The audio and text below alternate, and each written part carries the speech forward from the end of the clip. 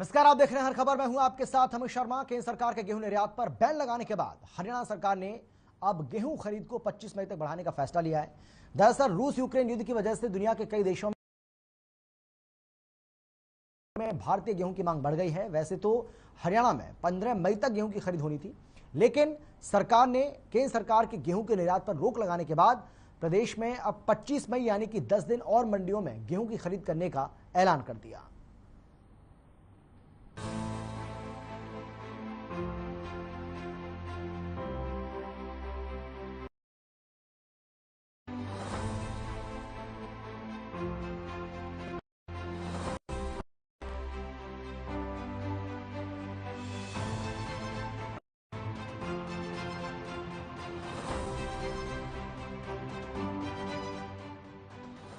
रूस यूक्रेन युद्ध की वजह से दुनिया के कई देशों में खाद्यान्न संकट पैदा हो गया है, जिसकी वजह से दुनिया भर में भारतीय गेहूं की मांग बढ़ गई है। गेहूं का निर्यात बढ़ने से देश में खाद्यान्न संकट न हो, इसे देखते हुए केंद्र सरकार ने गेहूं के निर्यात पर रोक लगा दी। यहां तक कि 8 राज्यों में मुफ्त राशन में दिए जाने वाले गेहूं में अगले महीने से कटौती करने का फैसला लिया जा चुका है। हालात ऐसे पैदा हो गए हैं कि बाजार में एमएसपी से अधिक दाम मिलने पर भी किसान बाजार में गेहूं नहीं बेच रहे हैं। वैसे तो हरियाणा में 15 मई तक ही गेहूं की खरीद होनी थी, लेकिन हरियाणा सरकार ने भी केंद्र सरकार की गेहूं के निर्यात पर रोक लगाने के बाद प्रदेश में 25 मई यानी कि 10 दिन और मंडियों में गेहूं की खरीद करने का ऐलान कर दिया। कल के शाम के निर्णय के से मैं आपको अवगत कराता हूं, गेहूं का जो एक्सपोर्ट है, निर्यात है, ये बंद कर दिया। ये बंद कर दिया है। केवल अपने देश के लोगों को गेहूं पहुंचना चाहिए, और उसके कारण से अभी हमारी मंडियां ये बंद हो गई थी, खरीद इसमें बंद कर दी थी, लेकिन कल से ये मंडियां गेहूं की खरीद के लिए 10 दिन के लिए फिर खोली जा रही। 25 मई तक जिन्होंने गेहूं बेचना है अपना, ये मंडियां फिर से खुलेंगी, एफसीआई फिर खरीद करेगी। ये एक जानकारी मैंने आपको देनी। दरअसल इस बार हरियाणा ही नहीं बल्कि पूरे देश में गेहूं का उत्पादन कम हुआ है।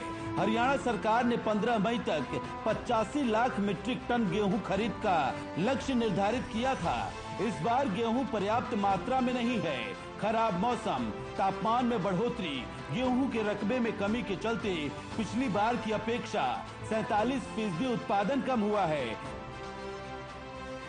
पिछले साल हरियाणा में 85,84,046 मीट्रिक टन गेहूं का उत्पादन हुआ था,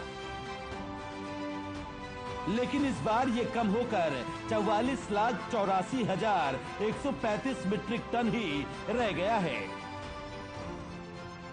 गेहूं का उत्पादन घटने की वजह से इस बार मंडियों में गेहूं की आवक कम रही।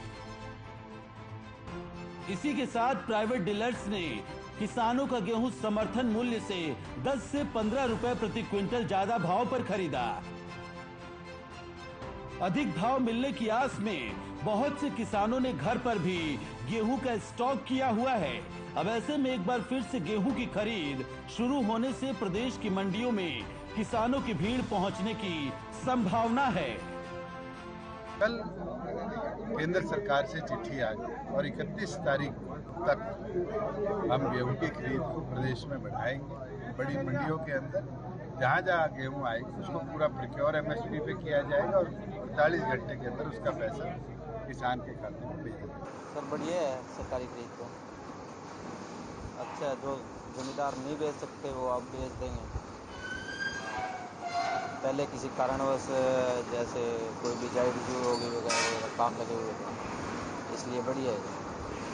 काफ़ी किसानों ने स्टॉक भी किया होता, क्या एमएसपी पर बेच रहे हैं अब या सरकारी खरीद पर बेच रहे हैं? सरकारी खरीद पे बेचने के लिए बिजाई का टाइम है और लाइट कम चल रही है, इसलिए बस। अब गेहूं के निर्यात पर भी रोक लगाई जा चुकी है, यानी जो किसान इस उम्मीद में अपने गेहूं को स्टॉक किए हुए थे कि आने वाले समय में दाम और बढ़ सकते हैं, अब उनकी गुंजाइश कम रह गई है। हालांकि प्रदेश के किसान 500 रुपए प्रति क्विंटल के हिसाब से बोनस की मांग भी कर रहे हैं, लेकिन सरकार ने इसे लेकर अभी कोई फैसला नहीं लिया है।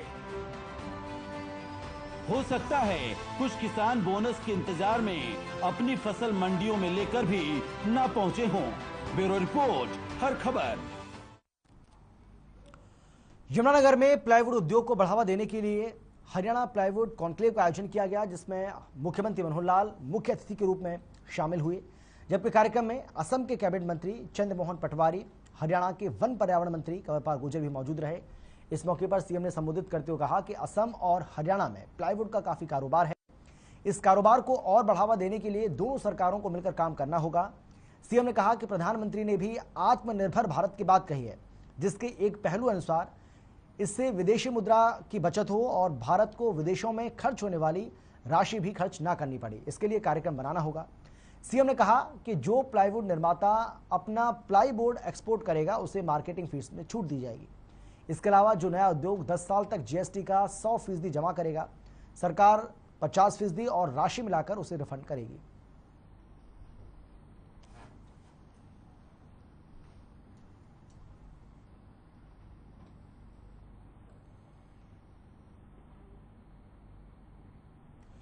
लोहारू में कृषि मंत्री जेपी दलाल ने करोड़ों रुपए की लागत की माइनरों और डिस्ट्रीब्यूटरों रीमॉडलिंग कार्य का शुभारंभ किया। जेपी दलाल ने कहा कि क्षेत्र में नहरी पानी की कोई कमी नहीं रहने दी जाएगी। यहां के रेतीले इलाके में हरियाली होगी और फसलें लहराएंगी। उन्होंने कहा कि सरकार ने सिंचाई विभाग के अधिकारियों को निर्देश जारी किए हैं कि जब यमुना में जल स्तर बढ़े तो दक्षिण हरियाणा की नहरों को जुलाई से लगातार 100 दिन तक चलाया जाए, ताकि किसान ट्यूबवेल की अंडरग्राउंड रिचार्ज कर सकें। उन्होंने किसानों से जमीन के पानी को रिचार्ज करने का आह्वान किया ताकि भूजल स्तर सही रहे। को अपना परिवार और घर मानते हैं। हरियाणा के मंत्री हैं, हरियाणा के किसान तो लोहारू विधानसभा क्षेत्र की नहरों पर लगने लग रहे हैं। अधिकांश का कार्य पूरा। सभी गांवों के मेरे प्रमुख शाम और लोहारू विधानसभा के 15-16 गांवों की जो सिंचाई की परियोजनाओं का शिलान्यास किया और ज़्यादातर नहरें जो 40, 50, 30 साल पहले बनी थी वो मुख्यमंत्री जी मनोहर लाल जी ने दोबारा बनवा दी हैं। और हमारा सिंचाई का बजट इस साल भी दुगना किया है। ताजेवाड़ा से लेकर के तेल का इलाका है जो दक्षिण हरियाणा का, महेंद्रगढ़, नारनौल, लोहारू, बारडा, सतनाली वगैरह में, यहाँ पानी देने के लिए हमारी योजनाएं हैं। और मुख्यमंत्री जी का विशेष प्रयत्न है कि पानी को बचाएं, ड्रिप इरिगेशन पर लोग काम करें, बूंद बूंद पानी से सिंचाई करें।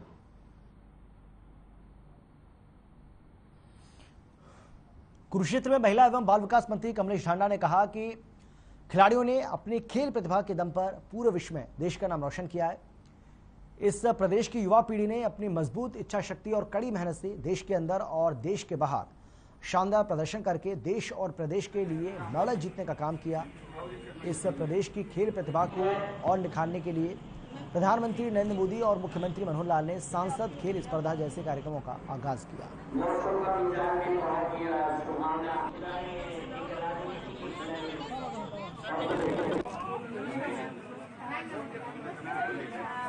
सांसद खेल स्पर्धा का जो ये कार्यक्रम है उसमें हमारे माननीय सांसद आदरणीय नायब सिंह सैनी जी द्वारा जो ये खेल स्पर्धा आयोजन किया गया, मैं उसकी बहुत बहुत बधाई और शुभकामनाएं देती हूँ। और ये सांसद खेल स्पर्धा सारा हरियाणा में चला हुआ है, तो मैं तो ये कहूँगी सबसे पहले हमारे माननीय सांसद जी ने इसकी शुरुआत की है।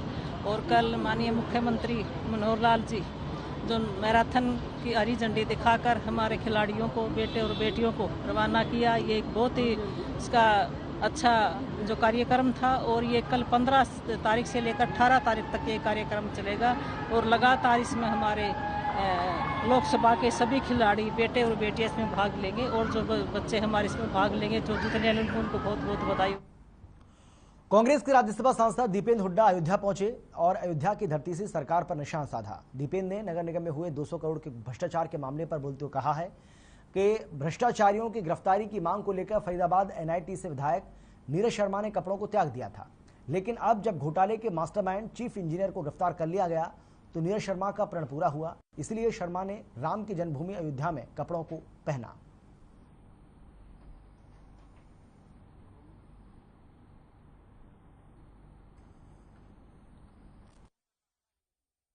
हरियाणा जो बेरोजगारी में नंबर 1 था, भ्रष्टाचार में नंबर 1 पहुंच गया। एक के बाद एक से घोटाले, कोई खनन घोटाला, कोई शराब घोटाला, कहीं माइनिंग से जुड़ा हुआ की बात है तो कहीं रजिस्ट्री का घोटाला है, कहीं फरीदाबाद निगमों में जो घोटाले हुए, मगर फरीदाबाद का निगम का घोटाला अपने आप में पूरे देश में एक ऐसी आवाज गई कि इससे ज्यादा भ्रष्टाचार कहीं नहीं हुआ, जहां अधिकारियों ने करोड़ों रुपए डकार लिए और काम तक नहीं कराया, केवल फाइलों में तक काम रह गया, धरातल कोई काम नहीं उतरा। उसके खिलाफ अगर यदि किसी ने बिगुल बजाया और आवाज उठाई तो मैं बधाई देना चाहता हूं। हमारे जो विधायक NIT से पहली बार चुन के गए थे, नीरज शर्मा जी ने वो आवाज उठाई और न सिर्फ आवाज उठाई, एक निर्णायक लड़ाई और संघर्ष की चेतावनी सरकार की। ये मेरा विधानसभा में संकल्प था कि सरकार एक चुहिया को भी भ्रष्टाचार में अंदर देगी तो मैं ये वस्त्र भी धारण करूंगा, जूते चप्पल भी पहनूंगा। तो परसों चीफ इंजीनियर 52 दिन बाद गिरफ्तार हुआ। हालांकि मुझे सरकार से कोई उम्मीद नहीं थी। मैंने 5 दिन पहले जब मैं बीमार हुआ, अस्पताल में हुआ, तो मैंने अर्जी श्री राम प्रभु के चरणों में लगाई कि हम जब भी आएंगे और यहाँ अयोध्या नगरी में जाकर ही वस्त्र और जूते लेंगे। और परसों जैसे ये हुआ और परिवार का दबाव था, खास तौर से हमारे सांसद साहब का कि नीरज बहुत जगह जाना है, नंगे पैर संभव नहीं है, और सांसद साहब ने कहा नहीं तू आज ही चल। और आज बुद्ध पूर्णिमा का दिन था और यहाँ बजरंगबली का हमने आशीर्वाद लिया, रामलला जी के दर्शन करे और हमने शुभकामना भी। कुरुक्षेत्र में अंबाला के विधायक असीम गोयल ने सांसद खेल स्पर्धा के दूसरे दिन की प्रतियोगिताओं का शुभारंभ किया। साथ ही विधायक असीम गोयल और सांसद नैब सिंह सैनी ने विजेताओं को सम्मानित भी किया। आपको बता दें कि आजादी के अमृत महोत्सव को समर्पित सांसद खेल स्पर्धाएं 18 मई तक चलेंगी। विधायक असीम गोयल ने कहा कि युवाओं के सर्वांगीण विकास के लिए सांसद खेल स्पर्धाओं जैसे कार्यक्रमों का होना बहुत जरूरी है।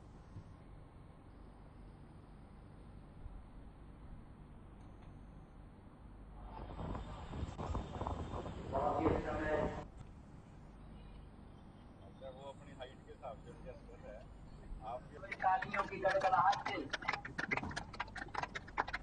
हमारे मुख्य अतिथि का परिचय कराते हुए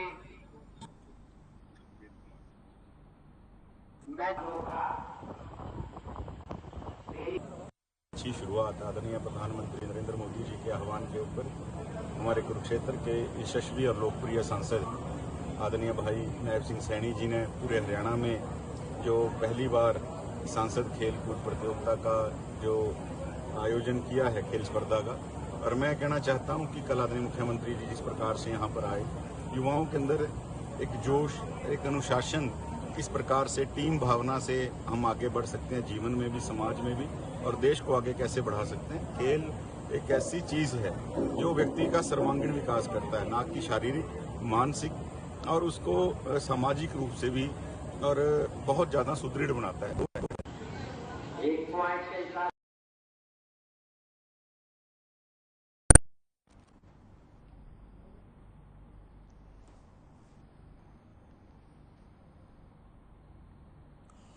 हरियाणा के मुख्य सचिव संजीव कौशल ने प्रदेश के जिला उपायुक्तों के साथ वीडियो कॉन्फ्रेंसिंग के जरिए communication and connectivity infrastructure policy पर चर्चा की।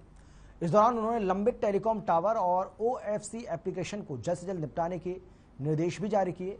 मुख्य सचिव ने कहा कि प्रदेश भर में टेलीकॉम टावर लगाने और ऑप्टिकल फाइबर केबल डालने को लेकर 2900 एप्लीकेशन को मंजूरी दी गई।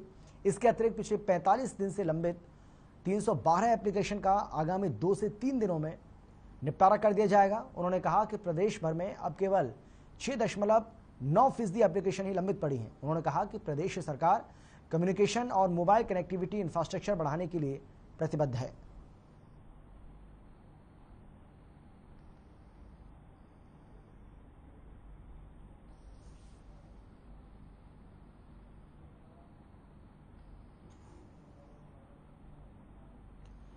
महेंद्रगढ़ में खाकी ने एक बार फिर से उस वक्त खाकी शर्मसार हो गई जब विजिलेंस की टीम की रेड में एसआई नरेश कुमार को 2 लाख रुपए की रिश्वत लेते हुए रंगे हाथों पकड़ा गया।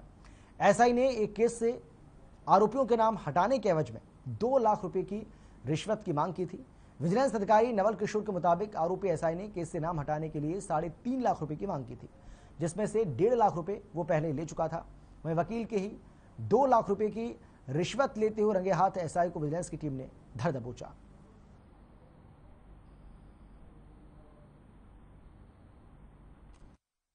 इसमें अनुसंधान अधिकारी SI रमेश कुमार था। इनके द्वारा ही अनुसंधान किया जा रहा था। तो इसमें 3-4 मुलजिमों की गिरफ्तारी बकाया थी और 2-3 जो गिरफ्तार उनको चालान देना था। इस एवज में इन्होंने उनसे रिश्वत की मांग की, मैं इनको गिरफ्तार नहीं करूंगा और चालान में न्यायालय में दे दूँ। इस बात पर इनकी बातचीत होती रही। वो उन्होंने उनका वकील से उससे शिकायत की कि हमारा आप निष्पक्ष जांच कराए, हमारा नाम झूठा है और वो हमें अरेस्ट करना चाहता है, मगर हम जाएंगे तो अरेस्ट कर लेंगे। तो इनका जो वकील है उसके पास आया तो उन्होंने 12 तारीख को मिला। 12/5 को इन्होंने 3.5 लाख रुपए की डिमांड की। 3.5 लाख रुपए लगेंगे, चालान में दे दूंगा आज के दिन 16 को। तो उसके उपरांत इसने 1 लाख रुपए 50,000 ऑनलाइन ट्रांसफर कराए अपने जानकारों पे। उसका अनुसंधान अभी जारी है, उसकी करेंगे हम तस्दीक। फिर 13/5 को ATM से 50,000 रुपये और लिए, 1.5 लाख रुपए लिए और बोले भाई 16/5 को मैं चालान दे दूंगा, तो 2 लाख रुपये आपने उस दिन देने पड़ेंगे। आज इसने उसका चालान दिया है और 2 लाख की रिश्वत लेने के लिए इसके चैम्बर में गया, जहाँ पे उसको रंगे हाथों 2 लाख। यमुनानगर के थाना बुढ़िया क्षेत्र में यमुना में डूबे 5 युवकों में से 2 के शव बरामद कर लिए गए हैं। वहीं NDRF की टीम और स्थानीय गोताखोर लगातार बाकी तीनों को ढूंढने का प्रयास कर रहे हैं। इस बीच यमुनानगर के उपायुक्त पार्थ गुप्ता के साथ ही वरिष्ठ अधिकारियों ने घटनास्थल का दौरा किया। उपायुक्त ने बताया है कि अभी विभिन्न टीमें बाकी 3 युवाओं की खोजबीन में जुटी हुई हैं। उम्मीद है कि जल्दी इसमें सफलता मिल पाएगी।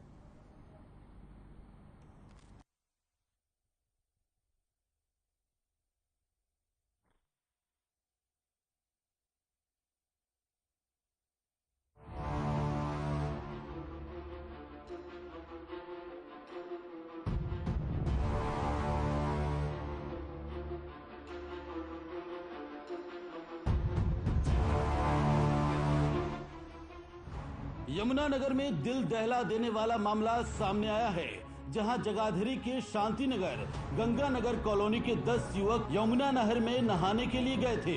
इस दौरान नहा रहे युवकों पर दूसरे गुट के लोगों ने ईंट पत्थरों और तेज धार हथियार से हमला कर दिया। इसमें से कुछ युवकों ने अपनी जान बचाने के लिए यमुना के गहरे पानी में उतर गए और बाकी 5 लोगों ने किसी तरह छिपकर अपनी जान बचाई। वहीं जब तक युवक पानी में नजर आते रहे, दूसरे गुट के लोग उन पर पत्थरबाजी करते रहे। बुढ़िया के पास जो है कल 5 लोगों के डूबने का हादसा हुआ था और उसके लिए जो है रेस्क्यू ऑपरेशन चल रहा है। और जो 5 साथी कल डूबे थे उनमें से 2 की बॉडी जो है रिकवर कर ली गई है और अभी भी जो है बाकी 3 को तलाशने का प्रयास चल रहा है। हमलावरों ने यमुना में डूबने वाले युवकों की कार को बुरी तरह क्षतिग्रस्त कर दिया। वहीं छिपकर जान बचाने वाले युवकों ने इसकी सूचना पुलिस और परिजनों को दी। सूचना मिलने के बाद भारी संख्या में पुलिस और वरिष्ठ अधिकारी मौके पर पहुंचे और लापता युवकों की तलाश शुरू कर दी, जिसके बाद NDRF की टीम भी मौके पर पहुंची। लगातार कई घंटों की तलाश के बाद 5 युवकों में से 2 शव बरामद कर लिए गए, जबकि 3 की तलाश की जाती रही। के बीच आपसी रंजिश थी और उसकी वजह से जो एक गुट यहाँ पे पहले कनाल पे आया हुआ था, उस पर जो है एक तरह से हमला जो किया दूसरे गुट ने किया। उसके बचाव के चक्कर में कुछ लोग उसमें जो हमारे 5 जो युवा थे वो उसमें मिसिंग हो गए, डूब गए। इन युवकों के परिजनों का आरोप है कि 2 साल पहले दूसरे पक्ष के लोगों के साथ उनका झगड़ा हुआ था, जिसका मामला अदालत में चल रहा है। इसी मामले में 2 दिन बाद गवाही होनी थी। उसी मामले को लेकर रंजिश के तहत हमला किया गया है। फिलहाल अभी तक 5 युवकों में से 2 के शव बरामद कर लिए गए हैं। वहीं गहरे पानी में उतरने वाले 5 युवकों की आयु 19 से 21 वर्ष के बीच में बताई जा रही है। हालांकि पुलिस ने परिजनों की शिकायत पर मामला दर्ज कर आरोपियों की तलाश शुरू कर दी है। पुलिस का कहना है कि जल्द ही आरोपियों को गिरफ्तार कर लिया जाएगा। हर खबर के लिए यमुनानगर से सुरेंद्र मेहता की रिपोर्ट। मुख्यमंत्री मनोहर लाल 18 मई को सिरसा पहुंचेंगे और करोड़ों रुपए की परियोजनाओं का उद्घाटन करेंगे। इस मौके पर सीएम मनोहर लाल के साथ साथ डिप्टी सीएम दुष्यंत चौटाला और कैबिनेट मंत्री रणजीत सिंह चौटाला, सिरसा से सांसद सुनीता दुग्गल सहित हरियाणा के कई कैबिनेट मंत्री भी मौजूद रहेंगे। सिरसा के उपायुक्त अजय सिंह तोमर ने बताया है कि सीएम के कार्यक्रम को लेकर सारी तैयारियां, सुरक्षा के इंतजाम पूरे कर लिए गए हैं।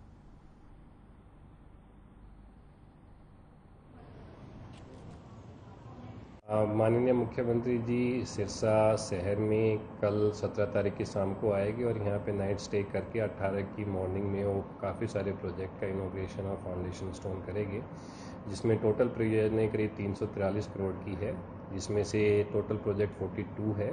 करीब 27 प्रोजेक्ट के फाउंडेशन स्टोन ले किए जाने हैं, जो कि करीब 292 करोड़ है, और करीब 50 करोड़ की योजनाएं ऐसी है जिनका इनॉग्रेशन। पलवल के आगरा चौक स्थित एक होटल में लूट के मकसद से घुसे बदमाश ने होटल मैनेजर और कैशियर पर फायरिंग कर दी। नकाबपोश बदमाश होटल में घुसा और आते ही रिसेप्शन पर मौजूद मैनेजर और कैशियर पर गोलियां दाग दी। गनीमत यह रही कि गोली किसी को लगी नहीं। गोली चलते ही अफरा तफरी का माहौल बन गया। बदमाश ने अफरा तफरी के बीच ही कैश निकाला और अपने साथी के साथ बाइक पर फरार हो गया। आपको बता दें कि होटल से सिर्फ 50 मीटर की दूरी पर कैंप थाना है। होटल के सामने ही पुलिस बूथ है। बावजूद इसके बदमाशों में पुलिस का कोई डर नहीं दिखा।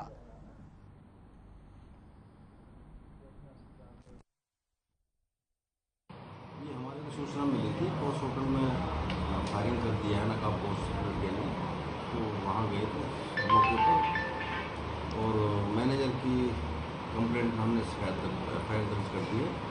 धारा 384, 307, 34 IPC आर्म्स एक्ट है और इसमें CCTV फुटेज के आधार पर हम लोग इन्वेस्टिगेशन कर रहे हैं। शीघ्र ही आरोपियों को गिरफ्तार कर लेंगे। सर क्या शिकायत दी है उन्होंने? शिकायत दी थी कि एक लड़का अंदर आया था नकाबपोश में और उसने काउंटर पर फायरिंग। पलवल में ट्रक मालिक ने ट्रक चालक पर ट्रक से तेल चोरी कर बेचने का आरोप लगाकर अपने साथियों के साथ मिलकर पीट कर उसकी हत्या कर दी। उटावर थाना पुलिस ने मृतक के भाई की शिकायत पर 9 नामजद सहित अन्य के खिलाफ हत्या सहित विभिन्न धाराओं में मुकदमा दर्ज कर शव को पोस्टमार्टम के बाद उसके परिजनों को सौंप दिया। जांच अधिकारी ASI सुभाष चंद्र ने बताया कि जिला नूह के सिंगार गांव निवासी तौफिक ने पुलिस को शिकायत दी थी, जिसके बाद पुलिस ने कार्रवाई शुरू कर दी।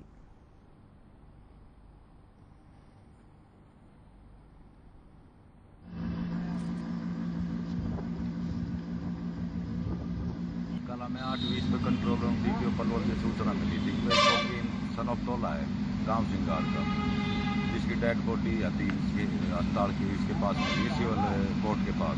तो dead body DH Palwal mortuary में रखी हुई। इस पर कार्रवाई में सर मैं व मेरे साथ आए तो डेड रूम का प्राप्त किया, तो उनके वारसान में दरखास्त दिए ये कोई अपने यहाँ का ऐसा कुल। और फिलहाल इतना ही। छोटे से ब्रेक के बाद फौरन लौटेंगे। आप देखते रहिए हर खबर।